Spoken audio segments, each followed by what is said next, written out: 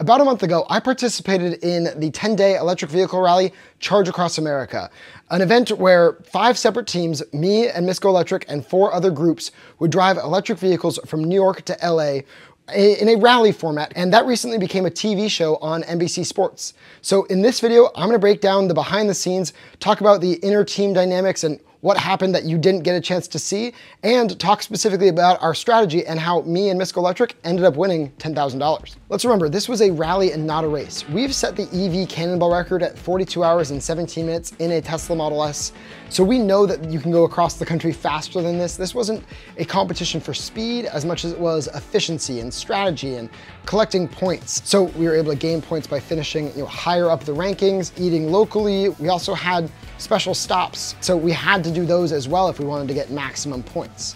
And we would lose points if we ever needed to get a charge on the side of the road. We would lose points if we ever did anything that wasn't sportsmanlike or if we sped. That being said, this was in no way a perfect rally. There were a lot of midstream rule changes that were intended to clarify the intent of the rules, but sometimes would get pretty close to impacting strategies and decisions that were made in the past. And there were additional things thrown in there to make things interesting, like double points days, which on day 9 made it almost impossible for Lacey and I to win the overall race. So there's obviously going to be a lot of spoilers in this video. So if you haven't already seen Charge Across America, it'll be on NBC Sports tonight, December 28th at 7 p.m. Pacific, 10 p.m. Eastern, and again a few hours later. So go ahead and check that out and come back here when you're done. And with that, let's get right into the video. The start line in New York City was my first opportunity to really meet the competition, but also my teammate. Lacey and I had never met in person before. We'd only had conversations online, so it was going to be really interesting seeing how we interacted over the course of these 10 days. Other than that, we were really just looking at the competition. We had John and CJ in a Polestar 2, a very capable long-range EV, but not quite as long range as our Mustang Mach-E, and there was Don and Dennis in a Volkswagen ID4. These guys had never really experienced EVs before, and just looking at how these cars compare, I had kind of wrongfully thought that my 150 kilowatt peak charging of my Mustang Mach-E would be a strength against them when their ID4 only has a peak of 125, but at the time I wasn't really looking at their overall charge curves and seeing how they're more similar than that number makes you believe. But really looking at the start line, we were mostly concerned about the 2 Taycans. There was Craig and Janice in a Taycan that Craig actually purchased partly for his YouTube channel to make videos on, but also just to compete in the show with. And he knows about cars. He's a dealer of cars. Again, he has that YouTube channel. So I was worried about them from the get-go.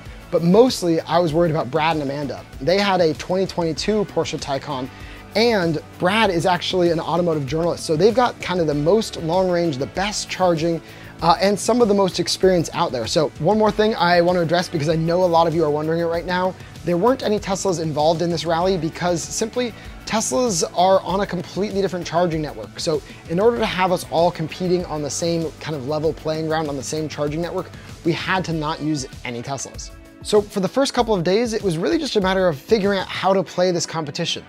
All right, we just got our day 1 envelope and we are going to Pittsburgh, Pennsylvania. The car is showing 2 charges. I don't know if we're gonna use the car for navigation or if we're gonna use some other apps, but it's gonna be a lot of fun. You ready? Ready. Getting started on the first day from New York to Pennsylvania, Lacey and I knew we just needed to put everything we had into getting those early points. And so we pushed our car to its lower limits. With electric vehicles, they charge their fastest at a low state of charge. So we planned our charging accordingly and secured a win on the first day. For Lacey and I, day 1 was pretty fun. We didn't see any other teams, so it wasn't really until day 2 when we woke up in very cold temperatures and pulled into the first charger with 2 other teams that the competition really became real. All right, at least for this charger, we've got the Taycan leaving before us. They've got 5% to 68%, 56 kilowatts of charge. The excitement of day 2 continued throughout the day. As we passed through Cleveland, Ohio, we actually ended up seeing flying wheels on the side of the road. They had basically miscalculated their range buffer. They thought that their car had a larger buffer after the display showed 0.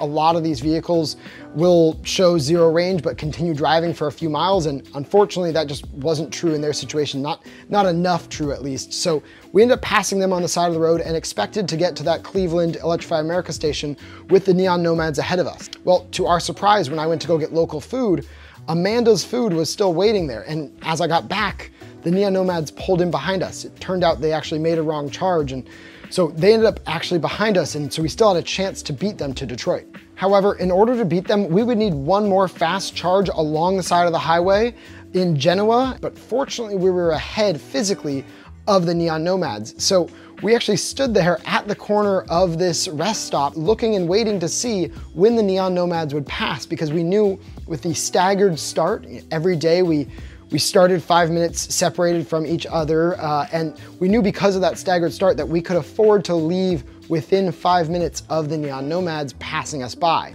Unfortunately, at the end of the day, even that second charger was too slow, and we ended up getting into Detroit about 10 or 15 minutes after the Neon Nomads. We're doing 57 kilowatts. It should ramp up quickly. We should see it peak much higher.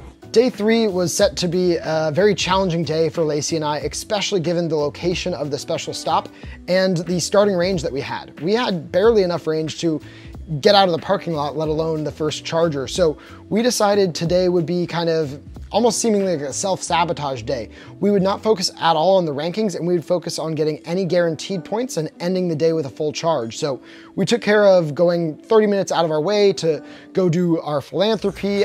Hi, I'm Lacey. How you doing, Stan? Nice to meet you, Stan. Likewise. So we are on an EV rally across America, and one of the special things we can do on this trip is provide a $500 donation to a cause that we really care about. So we wanted to come by here today and deliver you this $500 donation to keep encouraging you to build the better EVs of the future. Great, thank you. Yeah. Thank you. And we went to the special stop. We're going outside of our way to go check out the bonus stop, Snooks Dream Cars. So let's check it out. Well, this is quite the little gem. They've got all these old cars. It's basically like an old antique car museum, all from this one guy who just collected cars and stuff. It's pretty special. This is kind of a look back at history. At the end of the day, we were definitely the last ones in, but we had done exactly what we needed to do to set ourselves up for day 4. Day 4 was a really fun one. It was the giant scavenger hunt. At first, it wasn't clear that it was over multiple locations, physically a giant scavenger hunt spread out across the 2 towns. But while I was driving, Lacey quickly Googled it and realized what we were in for. And as you may have seen on TV, we ended up pulling up to that giant gavel first, and it was hard to see on TV, but there was actually 2 potential criminals that were chained to a sheriff as they were walking out of the courthouse, which was crazy. And on top of that, Craig and Janice had the funniest thing where they ended up not realizing it was a giant scavenger hunt spread out across the town. They thought you just had to find these things somewhere. And they ended up, after a couple hours, pulling up to a house that happened to have several of the items just out on the porch. And after talking to the owner of the home, they found multiple more items that she had inside the house. So the race organizers ended up giving them points for that, which was really fun because it was kind of this novel thing that they had basically completed the scavenger hunt without really completing the scavenger hunt. I see multiple teams. Someone's unplugging. Left. It's Craig. They're changing chargers. Janice. They're changing chargers. They don't see us yet. Oh my god, all 3 of them are here. Yep. Oh.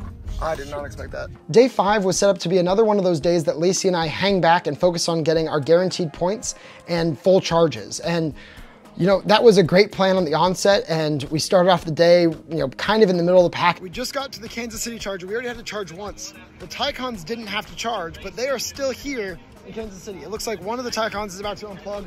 The Polestar is having charging issues. We're charging well at 115, and the last Taycon is here charging as well. They're probably gonna get out of here soon, but today's looking better than we thought, at least for us. A few moments later. We got 2 Taycons, one unplugged early, and the next one's unplugged and they're getting on the road. Unfortunately, this would be the location where the Mighty Morphin Power Racers had their charge port fail and they couldn't get any DC fast charging into their car.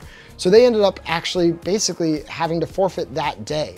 From there, however, Lacey and I, we get a little bit creative. We think of a unique way to go to the Evel Knievel Museum, which is our special stop. We end up actually calling an Uber to our Electrify America charger and Ubering to and from the Evel Knievel Museum, getting our points and a charge simultaneously. So the day is going, pretty well for us. We're right in the middle of the pack as we expected, but we're making up probably more time or maybe more points than the other teams are. So we're feeling good, but we're expecting to pull into our last charge of the day right behind the Neon Nomads, or well behind the Neon Nomads. They should be able to pull ahead of us, but we might still see them there in Salina, Kansas. We pull up and they're not even plugged in. Turns out they had plugged into a charger that caused their car to basically go into a forced hibernation state, and they had to restart their car, which required unplugging everything and stepping away from the car for 15 minutes and then coming back to it. Well, we end up pulling in and plugging into the same exact stall, unknowing the existing issues they were having. And so we end up, after about 5% of a charge, have the same kind of issues, and our car throws up a bunch of error codes, and fortunately ours, we can still move it, so we move it to another stall that's getting a slower charge. And anyways, with everything that happened there, we ended up actually going out to Electrify America, and I ended up interviewing the engineers there to learn more about what happened. But that'll be in a future video. For now, what's relevant is that basically the Neon Nomads, after restarting their car a couple times, they had accidentally left the USB of the camera in their car plugged in.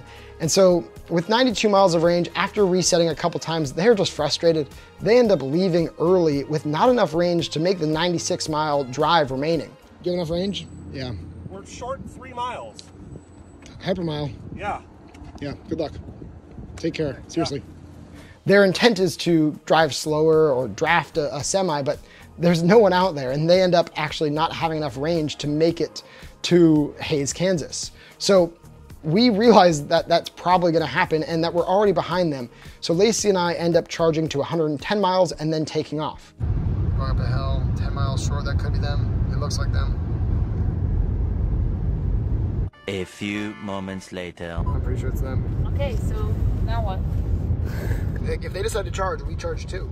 We've got like 5 minutes on them. I'm not waiting for them. No, we can wait on them. It benefits us to wait for them. I see, because they left before. Yes. So we do whatever they do, basically. So we go ahead and charge up there in Hays, Kansas. I go run and get our special food stop, and then we end up finishing right in the middle of the pack with Flying Wheels finishing first. The Voltmeisters slide in front of us, and then we finish third with the Neon Nomads coming in a little bit later, and finally in a support car, the Mighty Morphin Power Racers. Now, I don't really want to bore you with all the specifics and details of this rally, but effectively at day 5, it was beginning to seem like there were really 3 teams competing for the win. It was us, What's Watts in the Mustang Mach-E, and the 2 Porsche Taycans, with who's in charge at this point barely edging out the Neon Nomads. But over the next several days, even with Lacey and I just perfectly executing on every day's plan, we were beginning to lose points on our lead to the Neon Nomads. It seemed like there was nothing we could do. We were using Waze and a better route planner to just perfectly plan out every charge stop, only charging exactly what we needed, and then continuing on to the next closest charger. But we couldn't seem to stay ahead of the Neon Nomads for long. It was becoming clearer and clearer that it was a race for the top 2 teams, but less of a race for the bottom 3. So the organizers ended up actually adding a prize for 3rd place. Finally, day 9 started, and Lacey and I did not have a lot of charge left. And surprise to us, they announced that day 9 would be a double points day. As I mentioned earlier, this would be majorly problematic because we did not expect to finish first. We did not expect to finish second. We were gonna fall pretty far back in the pack here, knowing that at least if it hadn't been a double points day, all we had to do is stay within 2 positions or so of the Neon Nomads. At this point though, if we finished even more than 1 position behind the Neon Nomads, we would be done. So we had to decide to skip the special stop of the Hoover Dam that day, which honestly wouldn't have taken us that much time out of our way. Later we found out that Craig and Janice were well behind, and we had plenty of time if we had chosen to stop at the Hoover Dam or to get a charge, or even both. But we had to do what we had to do at the time. So now, for seemingly the first time during the rally, we were actually in 2nd place going into the last day. Not only that, but we had less charge than any of our competition. So day 10 rolls around, and at this point, Lacey and I are pretty defeated, honestly. We had competed so hard and made very, very few and very minimal mistakes, and we're looking like we're not gonna win this thing. But we get started, and we've got just enough range to make it to the South Las Vegas Electrify America charger. And to our surprise, the Neon Nomads pull in behind us. And we thought they had plenty of range and they would be well on their way, but they're plugged in behind us, and because we're still playing a little bit of defense here, we had plugged into the one available 350 kilowatt charger there, and they end up plugging into a 150 kilowatt charger. So they're not getting their absolute peak fastest charging.